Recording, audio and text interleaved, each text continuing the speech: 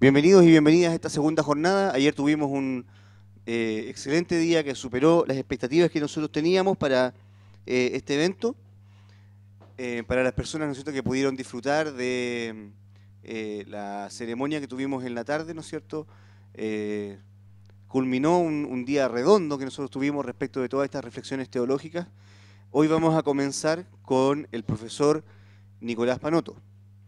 Em, Nos conocemos nosotros con Nicolás porque él está familiarizado con la comunidad teológica, él es profesor en Santiago y ha compartido con nosotros, ya estuvo el año pasado, hablándonos acerca del tema de lo político, acerca del uso privado y público, ¿no es cierto?, de la libertad, y hoy nos trae un tema también relacionado, muy interesante. Te diré, Nicolás, que es lectura obligada en la cátedra de ética de la profesora Elizabeth Salazar, así que yo también voy a estar tomando apuntes porque tomé ese mismo curso. Eh, Así que para la gloria de las naciones, ¿no es cierto?, y el gozo de todo el pueblo, estamos aquí. Eh, es un gusto tenerte, ¿no es cierto?, con nosotros. Nos traes este texto de juegos que hablan de Dios. ¿Ya? Es un texto muy interesante, voy a leer la contratapa que dice: tal como dice Rubén Alves, la teología es un juego cuyas reglas son subvertidas constantemente, porque a Dios mismo le gusta jugar y no desea ser encorsetado en murallas fijas. La teología es un camino plagado de sorpresas, de colores, de formas, de fantasías e imaginaciones. La teología dista de ser un cúmulo de discursos racionales y prácticas sistemáticas, ya que su objeto principal, lo divino, es total misterio y trascendencia. La teología vive en esa paradoja de tener los pies sobre la tierra, provocando la aparición de universos fantásticos que transportan lo que vemos y sentimos hacia una dimensión desconocida. Así son precisamente las fantasías y juegos de los niños. Este texto de juegos que hablan de Dios está disponible, ¿no es cierto?, a la venta, 7.000 pesos, recomendado, ¿no es cierto?, por el profesor. Lo pueden ustedes adquirir, ¿no es cierto?, en el primer piso. Y ahora, ¿no es cierto?, vamos a compartir, si ustedes me permiten brevemente, eh, ay, me está llamando mi familia. Brevemente vamos a compartir el currículum del profesor. Ya lo tengo por aquí, en 2 clics. Aquí está.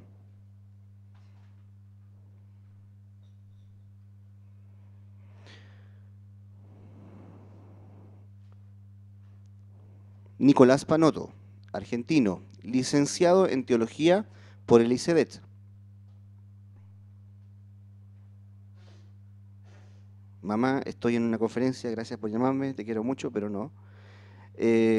Magíster en Antropología Social y Política y doctorando en Ciencias Sociales por la Facultad Latinoamericana de Ciencias Sociales de Argentina. Becario del Consejo Nacional de Investigaciones Científicas y Técnicas.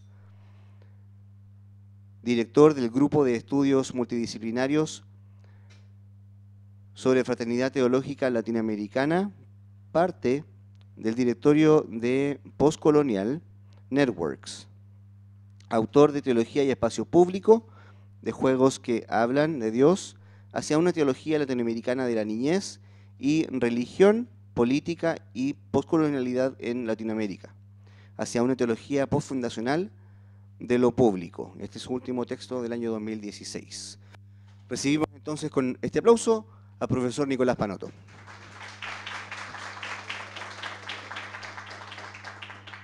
Bueno, muy buenos días.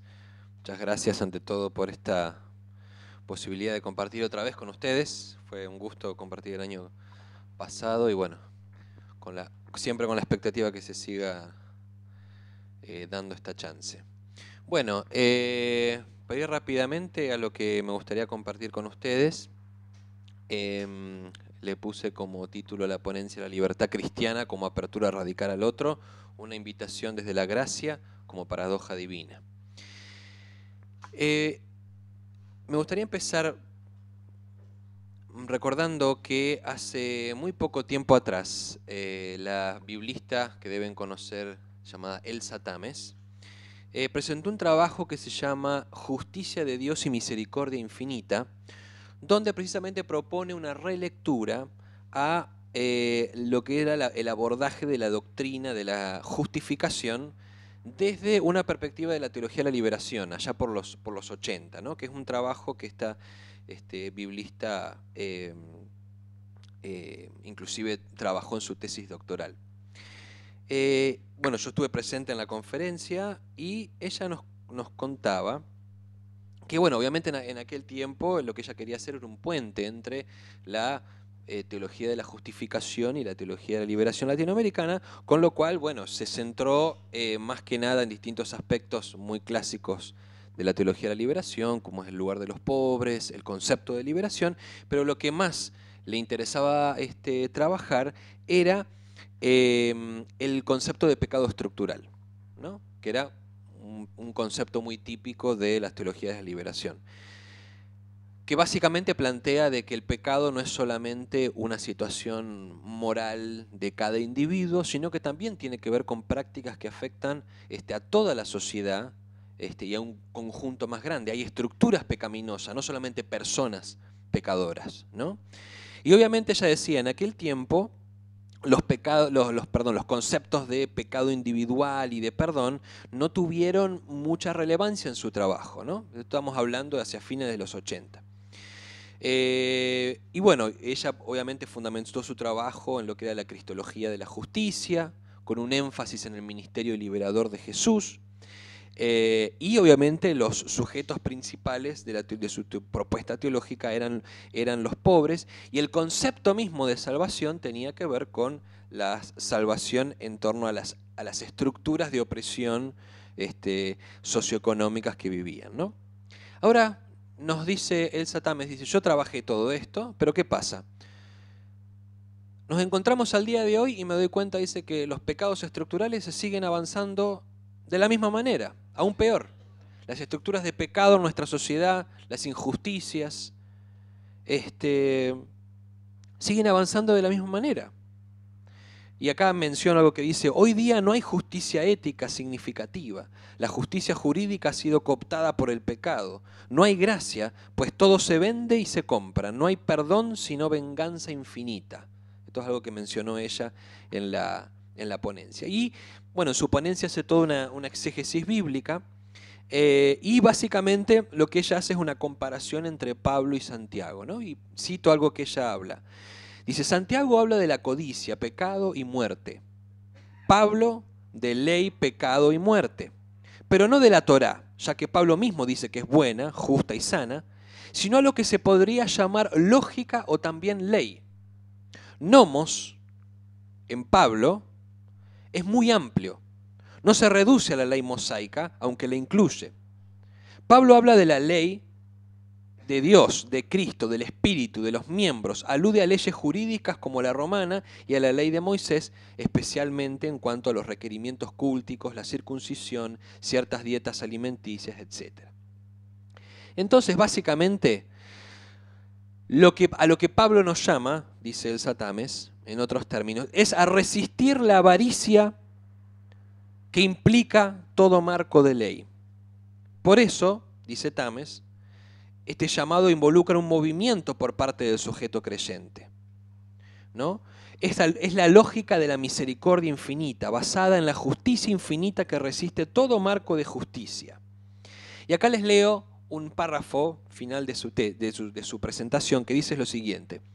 Estas reflexiones son a nivel macroestructural, como lo hace Pablo cuando habla de los pueblos judíos y gentiles, donde afirma que todos son pecadores y todos, sin excepción, pueden acoger el don de la justicia de Dios. Pero curiosamente, estos problemas macroestructurales y paralizantes pueden ser abordados y resueltos solamente a nivel micro, es decir, en el diario vivir, en la construcción de comunidades, grupos y células que aceptan el desafío de vivir como resucitados en una nueva humanidad, practicando la justicia y el perdón, el cuidado mutuo. Este resumen que hago de la presentación de Elsa Tames, básicamente lo que ella está planteando o ella apela, mejor dicho, a algo que se está dando mucho hoy, tanto en el ámbito de la teología como en el ámbito de las ciencias en general, que es lo que se llama el regreso del sujeto, ¿no? Hoy día tenemos que pensar más a partir de cómo se dan las dinámicas en nuestro contexto, cómo hablamos de teología, cómo hablamos de fe, a partir de la cuestión del sujeto. ¿Y qué significa esto? Varias cosas. Por un lado, nos encontramos, paradójicamente, en un tipo de cultura que exacerba el individualismo, un individualismo hedonista, un individualismo muy egoísta, pero por otro lado también es un tiempo donde los fundamentalismos están creciendo cada vez más y ganando cada vez más terreno. Entonces, ¿por qué esto es paradójico? Porque el fundamentalismo no comprende el lugar que tiene el individuo, ¿no? Es el todo por sobre las particularidades.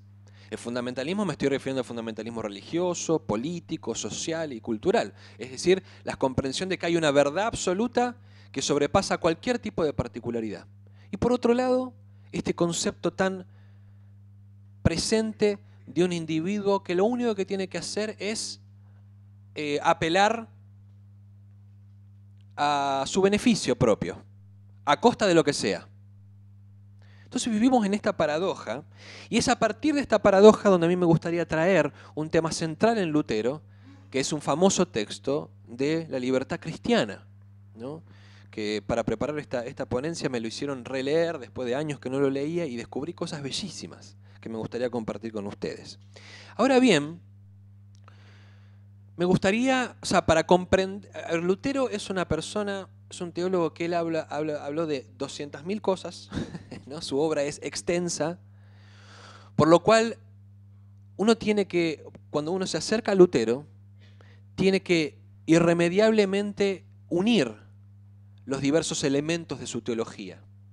Entonces no se puede hablar de manera desconexa de sus diversos principios teológicos. Por ende, cuando hablamos del texto de libertad cristiana, más allá de que es un texto independiente, bueno, de 1520, que por sí solo tuvo bastante importancia, a mí me gustaría proponer hoy que hablemos de este texto viéndolo desde dos conceptos muy importantes de Lutero. Por un lado, el concepto de Dios como paradoja, y en segundo lugar, desde su concepto de justificación por la fe. Y a partir de ahí, releer el tema de libertad cristiana. Entonces, avancemos.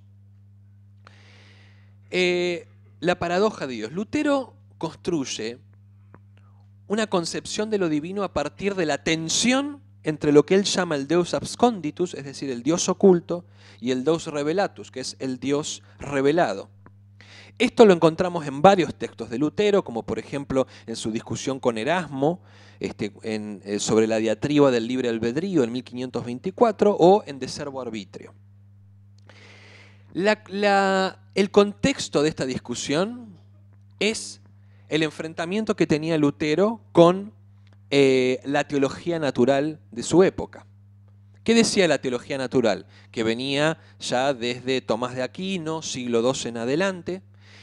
Dios se revela en lo que tenemos delante, ¿no? Ahí viene aristotélico, ¿no? El ser tiene que ser con el objeto, por cuanto uno ve el objeto y ve el ser también. Entonces, ¿qué decía la teología natural?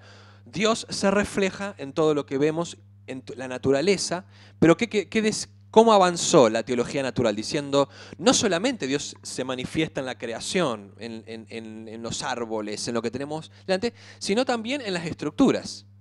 Entonces, ¿qué quería hacer la teología natural? Legitimar las estructuras dadas de la iglesia y de la sociedad diciendo Dios está ahí presente. A lo cual advierte Lutero. Dice, está bien, Dios se manifiesta en lo que tenemos delante, pero Dios también se mantiene oculto. ¿Por qué? Porque lo que vemos también responde al pecado. Y parte de lo que se manifiesta en la naturaleza es pecaminosa, por lo cual no puede reflejar la imagen de Dios. Y ahí es donde Lutero trae este tema de el Dios oculto y el Dios revelado. Dios se manifiesta en esa tensión, se revela en la historia, se revela en lo que vemos, pero a su vez se mantiene oculto. Hay siempre una dimensión de Dios que nunca vamos a conocer. Y Dios se manifiesta en esa tensión. Lo vemos, vemos su manifestación en la historia, pero debemos advertir y tener cuidado que lo que vemos nunca es Dios por completo. Es solamente una parte, es solamente una manifestación de lo divino. En esta paradoja de Dios, otro tema que trabaja Lutero son los elementos político-económicos para construir sus postulados teológicos. Por ejemplo, cuando Lutero discute el tema de las obras y la ley, en el público que estaba escuchando a Lutero, cuando habla de las obras, habla de todo aquello que estaba regulado por la economía. El lenguaje inclusive que Lutero usa es eso. Y cuando habla de la ley, está hablando nada más ni nada menos que de la jurisprudencia. Ese es el lenguaje que Lutero usaba. Y es importante esto porque Lutero advierte y construye un marco teológico que responde críticamente a los elementos socioeconómicos del contexto. Y acá otra cuestión muy importante de Lutero, que es su crítica a los ídolos. Lutero dice, Dios se manifiesta en la historia, pero hay un gran problema cuando construimos ídolos a partir de lo que vemos. Entonces, por ejemplo, algunos de los ídolos que Lutero menciona es como el saber, la inteligencia, el poder, los favores, la honra personal. Pero ¿saben cuál es el peor ídolo de todos para Lutero? Mamón, ¿no? El dinero, la ganancia. Dice, porque los ídolos lo que hacen son la representación de los propios deseos humanos, dice Lutero. Entonces, para concluir, la tensión entre este Dios oculto y este Dios revelado, lejos de presentar una teología suprahistórica, es decir, dividir un Dios que está alejado de la historia y un Dios que está presente, propone más bien la inscripción de lo que yo llamo una conflictividad constitutiva en la persona divina. ¿Qué quiere decir esto?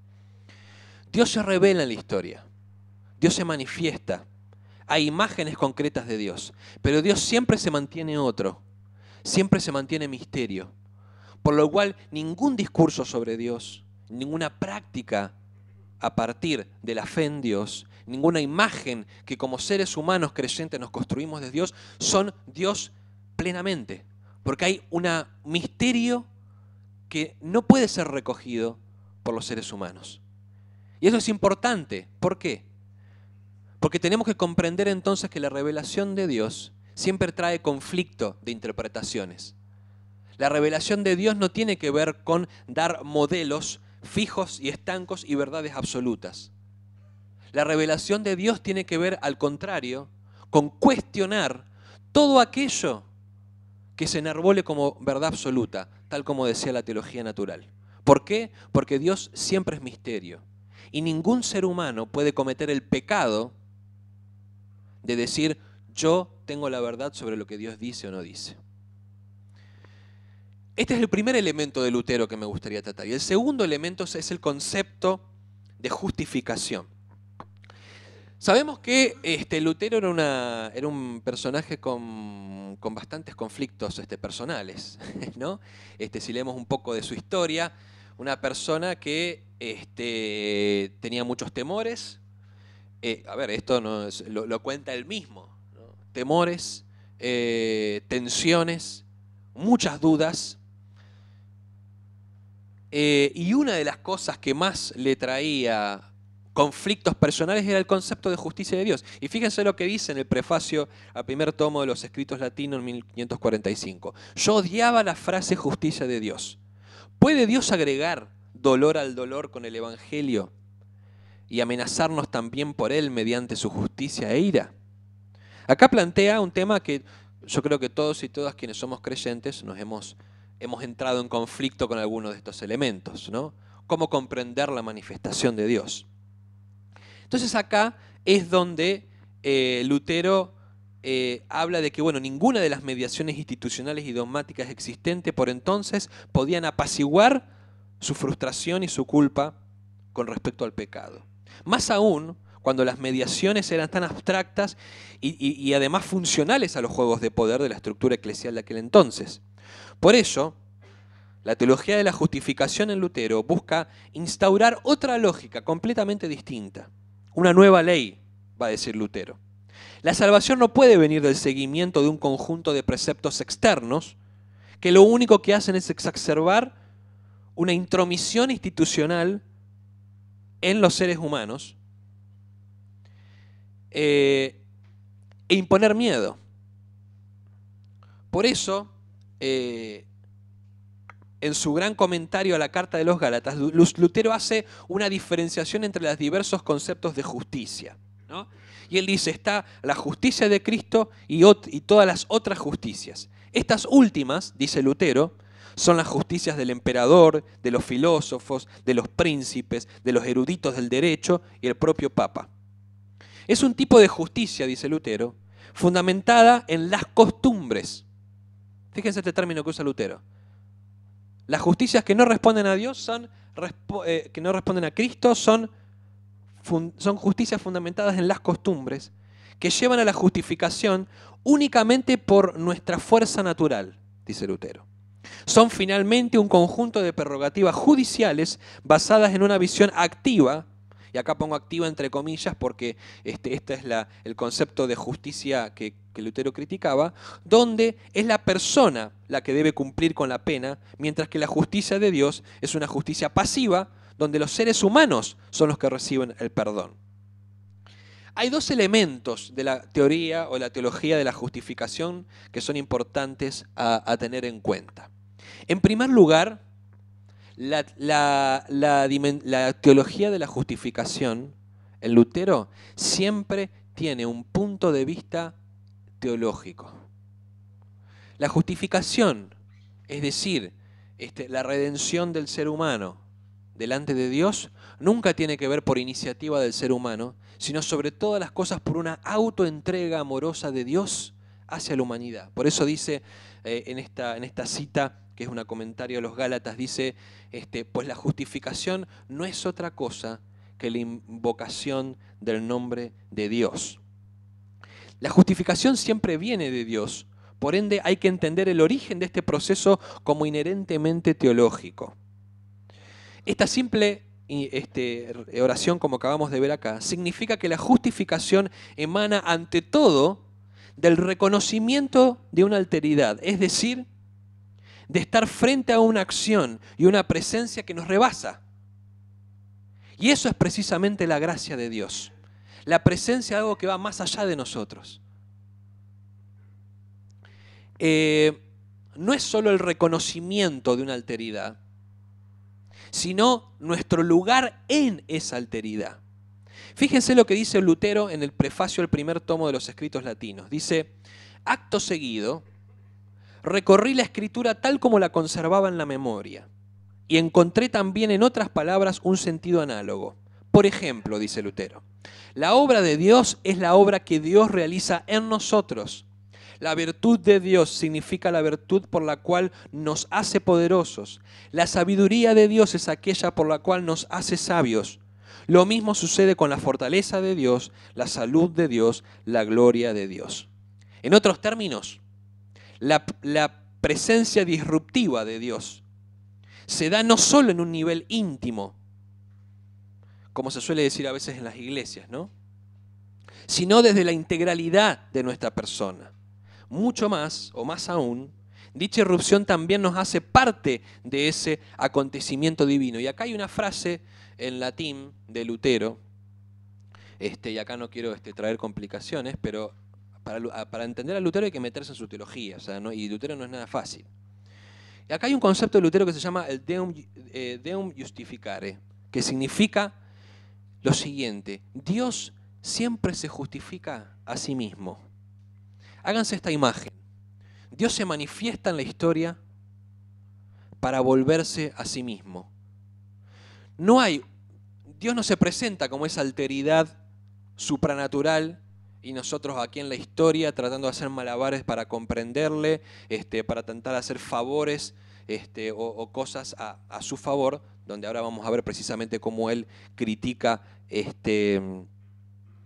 digamos, el tema de las obras, sino que Dios siempre actúa por sí mismo para volver a sí mismo. Y Lutero acá usa una imagen muy importante.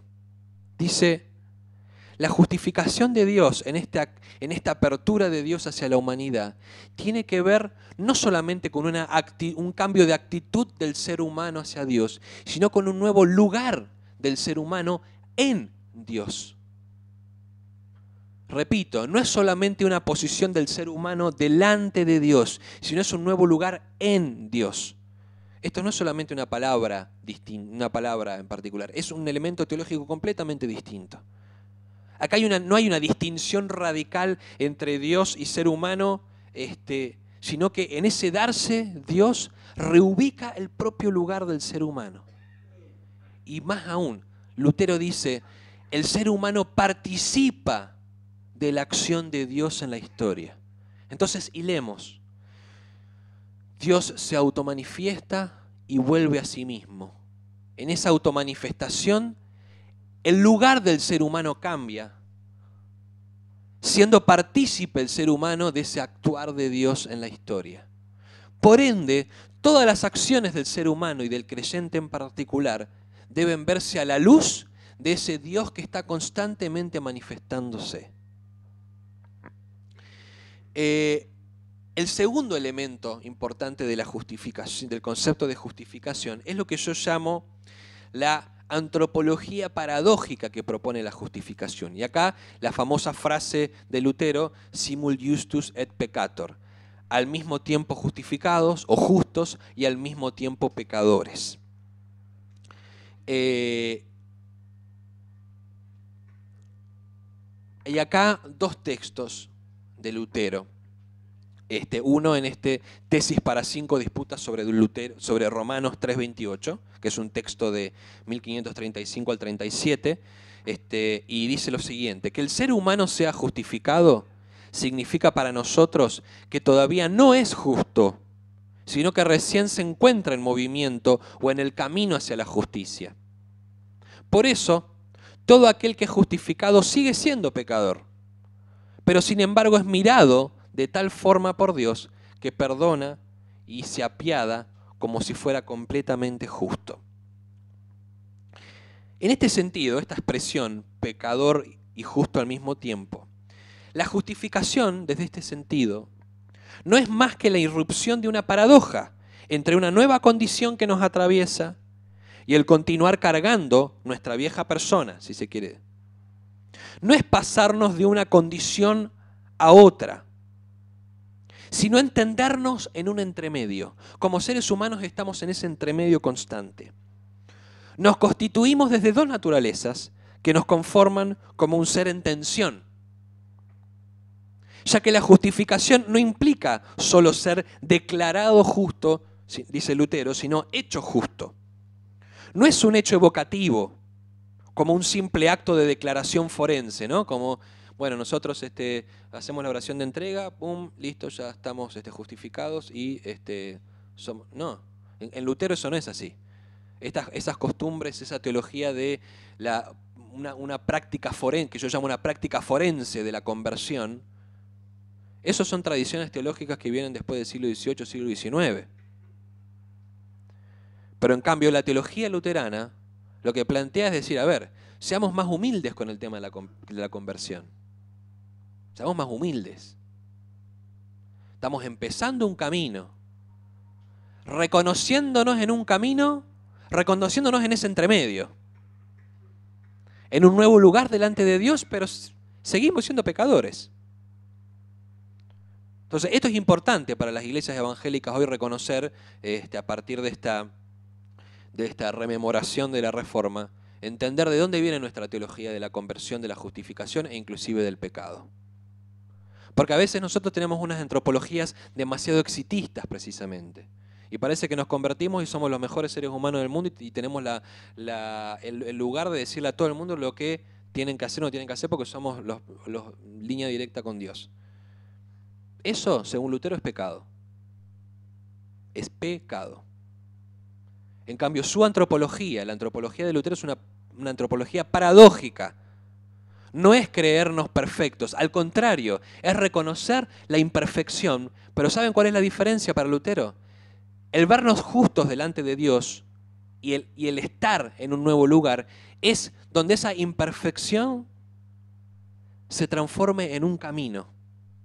No ni en una condena moral, ni en un ubicarnos en un lugar de arrogancia, sino vernos en ese entremedio, vernos como seres humanos que vamos caminando. Y fíjense esta frase de Lutero, preciosísima, que yo encontré investigando sus textos. Miren lo que dice. Esa vida, o sea, esta nueva vida, no es piedad, sino volverse piadoso.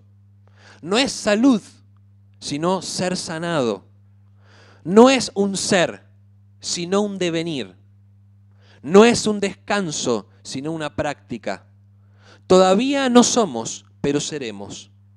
Todavía no ha sido hecho ni ha sucedido, pero está en camino y en desarrollo.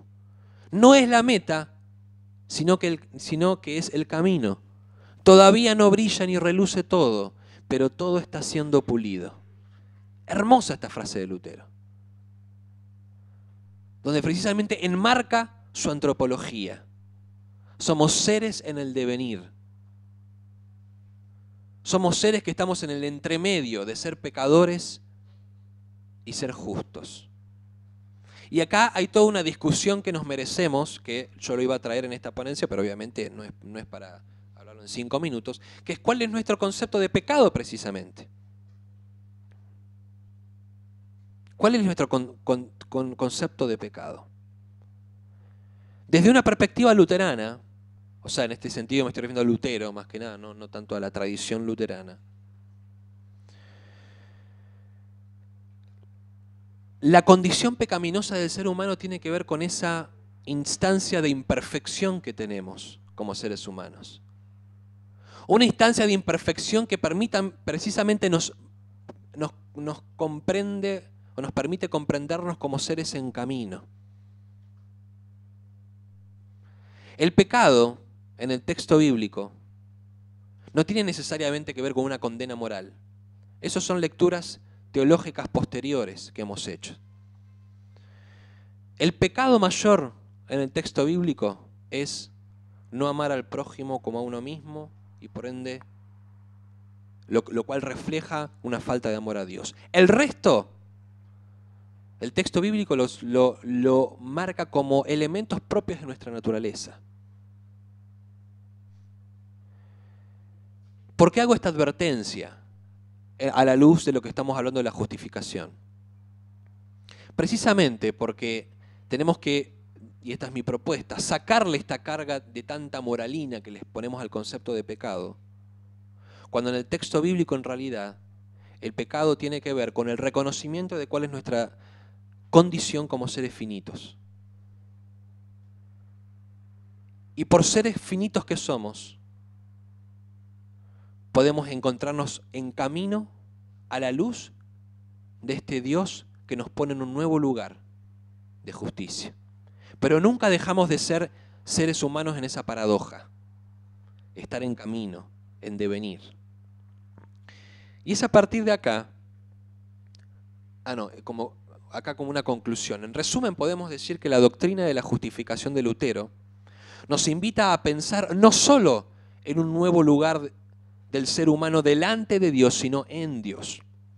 Dicha manifestación implica una lógica de disrupción, donde la gracia se transforma no en una actitud de Dios hacia su creación, sino en un locus existencial y cósmico, donde la vida se manifiesta desde la bondad del don, como la apertura que se recibe, y desde la cual nos dejamos llevar en un proceso que se distancia de las lógicas pragmáticas, moralistas y meritocráticas de las leyes de este mundo. En otros términos, en las iglesias evangélicas muchas veces el concepto de justificación termina siendo un concepto muy pragmático, una práctica que lo único que pretende hacer es, más bien, marcar una diferencia con los otros que no son, con los otros que no son nosotros, Cuando en realidad la gracia no es solamente una actitud así de Dios hacia la humanidad que nosotros recibimos, sino la gracia tiene que ver con una nueva comprensión de la propia existencia, de toda la existencia histórica, donde Dios pone de manifiesto que como seres humanos y como historia estamos en camino. Desde este Dios que se manifiesta, pero que también se mantiene oculto. Y acá me gustaría, como último tema, teniendo en cuenta entonces este Dios paradójico, que se manifiesta, pero que a su vez se oculta, que se revela y que intentamos intuirle, aprehenderle, pero a su vez cualquier imagen que nosotros construyamos siempre va a ser contingente, porque siempre hay algo más de Dios que no podemos ni comprender ni atar y que nos va a sorprender en otro momento.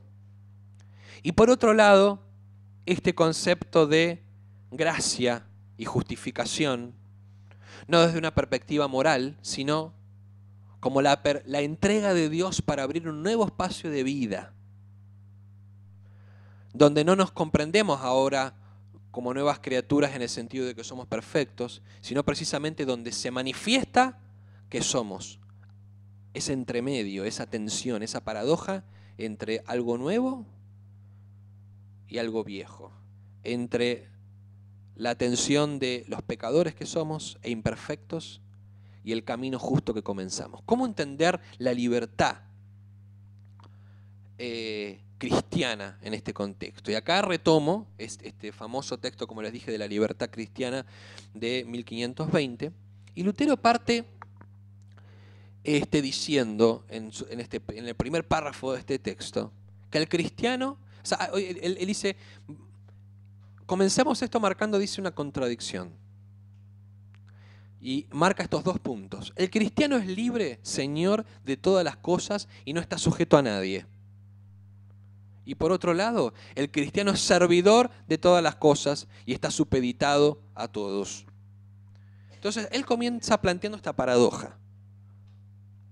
El texto de la libertad cristiana es precisamente el texto donde Lutero va a plantear, por un lado, el concepto de sacerdocio de todos los creyentes, y va a criticar, y es uno de los textos más densos con respecto a la crítica de las obras como medio de salvación. Fíjense lo que dice en el párrafo 4, no lo puse ahí, pero se los leo. Dice, de nada sirve al alma a sí mismo si el cuerpo se recubre de vestiduras sagradas, como lo hacen sacerdotes y demás religiosos, ni tampoco si permanecen en iglesias y otros lugares santificados, ni si solo se ocupa en cosas sagradas, ni se hace oraciones de labios, ayuda, va en peregrinación y realiza tantas buenas obras que eternamente pueden llevarse a cabo en el cuerpo y por medio de él. Algo completamente distinto, hacer lo que aporte y dé al alma bondad y libertad, porque todo el indicado, obras y actos, puede conocerlo y ponerlo en práctica también un hombre malo, impostor, hipócrita. Además, con ello no se engendra realmente, sino gente impostora. Por otro lado, en nada perjudica al alma que el cuerpo se cubra con vestiduras profanas y more en lugar no santificado, coma, beba, no peregrine, ni ore, ni haga las obras que los hipócritas mencionados ejecutan. Es duro Lutero, ¿no? Su antropología a veces también diferencia mucho entre alma, cuerpo, ¿no? Pero hay que comprenderlo en su contexto. Lo que está haciendo Lutero es criticando la concepción tan presente en aquel tiempo sobre que la salvación debía venir a partir del seguimiento de un conjunto de obras, obviamente, no de cualquier obra, de rituales impuestos por la iglesia en ese momento. Y obviamente, cuando hablar de los que tienen vestiduras y religiosos, etcétera, está hablando del liderazgo de la iglesia en aquel momento. Ahora vayamos a algunos elementos centrales de esta obra. En primer lugar, la libertad, el concepto de libertad cristiana en Lutero parte de una crítica a las obras, como dije, como medio de salvación. Y acordémonos, se está refiriendo específicamente a los rituales eclesiales y a las prácticas de piedad, ¿no? Que, bueno, por la sola práctica de estas cosas uno ya estaba justificado, no delante de Dios, sino a veces de la misma iglesia. En segundo lugar, ¿por qué critica las obras como medio de salvación, Lutero? En primer lugar, dicen porque implica un acto de egoísmo. Miren, esto es una de las cosas que yo, hermosas que descubrí al releer este texto. Fíjense lo que dice en el párrafo 29. Temo que con todo ello cada cual procura solo por lo suyo, pensando expiar sus pecados y conseguir la salvación. Nunca había prestado atención a esto. Lutero está diciendo, los que hacen obras, los que siguen las costumbres de la iglesia, los rituales, etc., justamente lo hacen porque son egoístas. Porque lo único que se importa es por su propia salvación. Muy interesante esto. Lutero no está hablando solamente, bueno, porque quieren responder en autoridad, porque quieren quedar bien con delante de los demás. No, Lutero dice, hacen las obras de la iglesia porque son egoístas, porque piensan solamente en su propia salvación. Esto manténganlo en mente porque es central. Y en segundo lugar, el otro elemento por los que los critica es, dice, porque eso significa no abrirse al obrar de Dios. Fíjense lo que hablábamos anteriormente sobre Dios siempre se abre y sale y vuelve a sí mismo. Si uno ve que las salvaciones tienen que ver solamente con las obras, uno se olvida de Dios. Se olvida de que hay algo que trasciende, que va más allá de lo finito. Y el otro tema, ¿desde dónde hacer las obras? Y acá es donde surge precisamente el concepto de que todos y todas somos sacerdotes, como dice Lutero. Ahora, ¿quiénes son los sacerdotes para Lutero? Lutero trae precisamente un conjunto de términos en latín y dice, los sacerdotes son los que sirven al otro. ¿Sí? Los sacerdotes son los que sirven. Todos los cristianos y cristianas somos sacerdotes porque estamos llamados a servir a los demás. Fíjense, acá hay un cambio radical en lo que la comprensión que significaba con respecto al concepto de sacerdocio en el momento. No era con un lugar religioso, un estatus religioso, sino una práctica de servicio al prójimo. Y el segundo elemento dice, porque servir al otro es una respuesta hacia la acción de Dios en uno y en la historia. En el texto todo el tiempo de la libertad cristiana, Lutero llama la atención y dice, servimos a los demás como una respuesta a lo que Cristo hizo por nosotros. Nos entregamos al otro porque precisamente fue Dios quien se entregó por nosotros. Entonces, nuevamente yo les llamo la atención en esto. Acá hay un llamado teológico, por sobre todas las cosas teológicas, que no se basan en seguir una serie de costumbres, en seguir una serie de prácticas. Hay un llamado netamente teológico. Y acá, por ende, para ir concluyendo, algo que Lutero enfatiza. ¿Estamos diciendo entonces, dice, que los cristianos y cristianas no tenemos que hacer buenas obras? No, todo lo contrario. Tenemos que hacer buenas obras. Lo que tenemos que cambiar es qué tipo de obras y desde dónde lo hacemos. Las obras no tiene que ser el seguimiento a ciertos rituales por el simple cuestión automática de seguirlos y porque hay un liderazgo que nos dice que tenemos que seguirlo. Las obras es sobre todas las cosas ser sacerdotes y sacerdotisas porque servimos al prójimo. Y precisamente cuando Lutero habla de qué tipos de prácticas, son precisamente acompañar a los que menos tienen, los que más necesidad tienen. ¿Pero por qué? ¿Porque somos buenos? ¿Porque somos los mejores? No, porque delante de Dios somos todos iguales. Al mismo tiempo pecadores y justos. No hay una cuestión de exitismo. Por eso el punto de vista teológico. Cuando como cristianos y cristianas pensamos en una acción hacia el otro, no tenemos que partir de nosotros, tenemos que partir de Dios. Y acá es donde la cuestión teológica de la apertura al otro tiene una importancia. Lo que hablaba del Dios paradójico. La manifestación de Dios tiene que ver con la apertura y la entrega en amor hacia el otro. No hay una cuestión ni egoísta, no hay una cuestión de que mi forma de hacer las cosas es la más perfecta que hay porque representa a Dios. No, Señor. Es porque yo estoy invitado por este Dios que es siempre trascendencia a actuar en la historia, en esa apertura que Dios mismo permite. Y acá dos elementos conclusivos para esta parte. La libertad, para Lutero, tiene su epicentro no en la imagen de un ser humano autosuficiente, donde precisamente las obras son su manifestación, sino en este Dios que se abre a la historia en amor. Esto es lo que hace precisamente al que el ser humano sea comprendido como un ser siempre abierto a la manifestación paradójica de Dios. Y en segundo lugar, la libertad tiene al otro como objeto apelante, no como una práctica de caridad o de lástima, sino de identificación, en el sentido de que todos y todas somos parte de la misma condición amorosa delante de Dios. Y es más, yo me atrevo a decir lo siguiente. Yo conozco a Dios solamente en la medida de que yo miro a mi prójimo. Porque es en el otro, en el prójimo, donde yo conozco la diferencia, donde yo conozco la pluralidad, donde yo conozco la diversidad. No conozco a Dios en el seguimiento egoísta de las prácticas religiosas.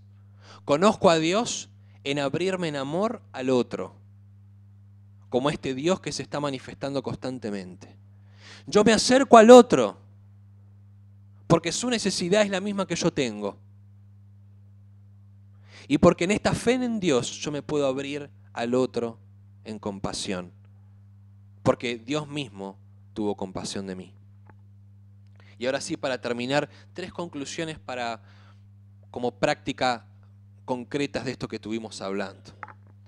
O sea, ¿en qué nos sirve o nos llama la atención este concepto de libertad cristiana en Lutero? En primer lugar, cuestiona las actitudes egoístas de la cultura neoliberal imperante, ya que no podemos comprender nuestra libertad, es decir, nuestra condición de trascendencia, sin la mirada, el roce, la presencia del otro, como la que nos abre hacia lo nuevo. Y ahora yo les pido que reflexionemos, comparemos a veces nuestras prácticas como creyentes y también como iglesias. ¿Por qué nos damos al otro? Porque quiero que venga a mi comunidad, porque me creo mejor que él o ella, porque quiero hacer algún gancho para ver si lo puedo convertir. ¿O realmente la apertura al otro tiene que ver precisamente porque en el otro yo conozco a Dios? En el rostro del prójimo veo donde se construye un espacio de revelación. Porque es precisamente en esa autoentrega de amor de Dios que me permite abrir al otro y conocerle más. En segundo lugar, nos llama a una ética de la reciprocidad, donde no hay mejores y peores, poderosos y débiles, sino una condición compartida de necesidad mutua, hacia una transformación a partir de la manifestación de Dios. En este sentido, el concepto de libertad cristiana se transforma en una crítica a los poderes. La libertad no tiene que ver con un acto de egoísmo y la libertad tampoco tiene que ver con las obras en el sentido de búsqueda egoísta. La libertad tiene que ver con cómo yo me reconozco delante de Dios y por ende delante del prójimo, con quienes compartimos la misma condición delante de Dios. Exactamente la misma. Por eso es una ética de la reciprocidad y no una meritocracia, como tanto se habla hoy en varios de los modelos educativos, políticos que encontramos hoy. En la medida que vos hagas esto, vas a ser recompensado. Si no lo haces, sos un perdedor. Esa no es la ética a la cual Dios nos llama, que es una ética del compromiso con el otro. Y por último, es una denuncia frente a las diversas cosmovisiones, prácticas y modelos sociopolíticos y culturales que se creen absolutos, lo que muchos llaman fundamentalismo. Estas actitudes se establecen en completamente pecaminosas, ya que suscriben la salvación por las obras, es decir, por el seguimiento ciego de un conjunto de prerrogativas antes que de una actitud de amor genuino que proviene de la autoentrega de Dios y que fluye desde lo divino a través de nosotros y hacia los demás. Este Dios paradójico este Dios que se manifiesta y se oculta, cuestiona toda centralización de poder. Todo aquel o aquella o aquello, en tanto institución o estructura, que diga nosotros tenemos la verdad absoluta sobre el sistema, desde la perspectiva que acabamos de ver de Lutero, está pecando, porque se está poniendo en el lugar de Dios. Dios es siempre trascendencia y tenemos que tener cuidado en qué es lo que aprendemos y decimos de Dios. ¿Esto quiere decir que entonces no tenemos derecho a decir nada? No. La propia paradoja de Dios se transforma en una frontera ética. ¿Por qué? Desde Dios podemos cuestionar todo aquello que pretende implantarse como absoluto y que no permite ver al otro con ojos de amor. Por eso los fundamentalismos, los conservadurismos, los modelos políticos absolutos deben ser cuestionados desde esta ética en la cual Dios nos llama.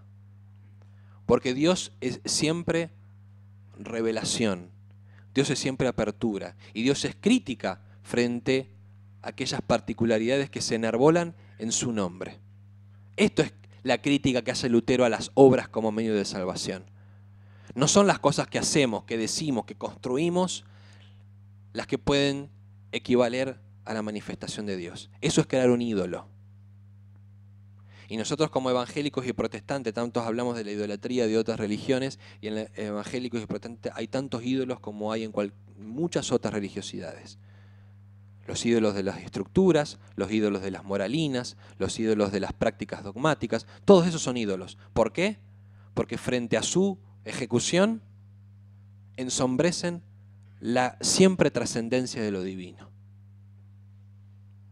Muchas gracias.